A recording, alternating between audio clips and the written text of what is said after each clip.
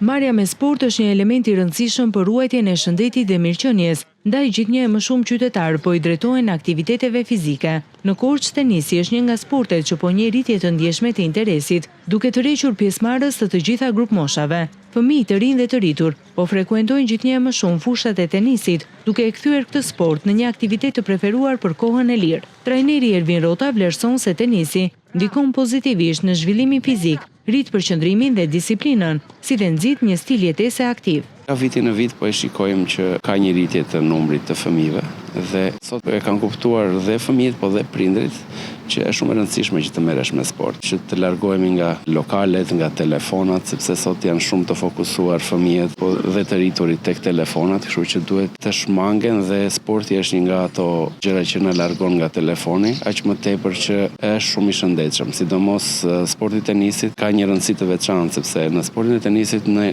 lëvizim të gjithë grup muskujt e trupit dhe është shumë i rëndësishëm. Sot janë mbi 100 persona të apasionuar pas tenisit, që ushtrojnë rregullisht dhe stërviten në këtë sport, duke përfshirë çdo grup moshë. Në vendin tonë, në bazë të dokumentave që disponohen pas luftës së dytë botërore, tenisi është luajtur si nga djemt dhe vajzat në qytetet Tiranë, Shkodër, Berat si dhe Korçë.